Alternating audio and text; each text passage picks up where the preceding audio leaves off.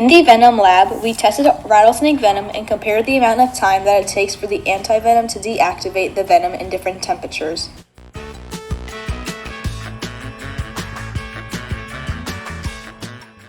During the crime scene investigation, we had to go around the scene and identify any possible evidence that could be used to find the victim's cause of death. We then had to photograph, map, and investigate these pieces of evidence.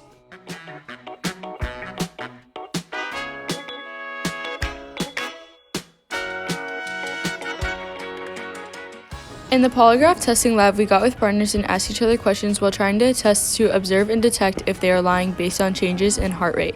After this, we investigated suspects involving Anna's death to find anomalies in their results when we asked questions regarding the case.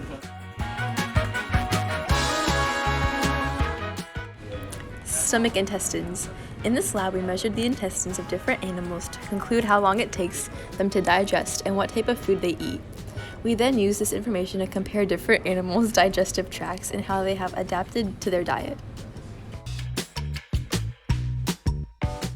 In this lab, we extracted the DNA out of strawberries using DNA extraction methods and collected it to store.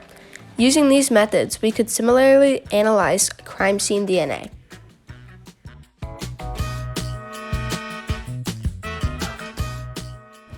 In this lab, we threaded string through the different pathways of blood through the heart in order to learn about how blood flows through the heart.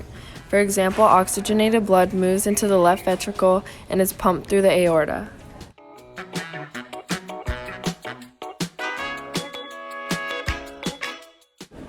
In this lab, we learned how to perform a phlebotomy. We do this to extract a sample of blood from the patient's vein. This is an important tool for diagnosing medical conditions.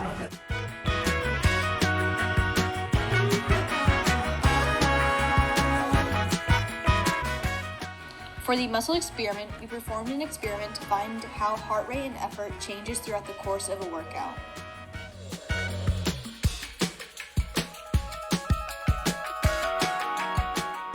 In this lab, we used the streak plate method to inoculate certain bacteria in order to isolate it and watch the growth. This isolation is important in order to study and identify it.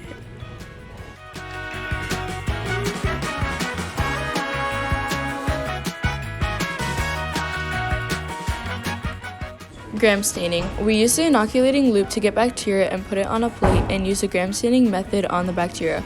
Then we observed it under the microscope to determine if it was gram negative or gram positive.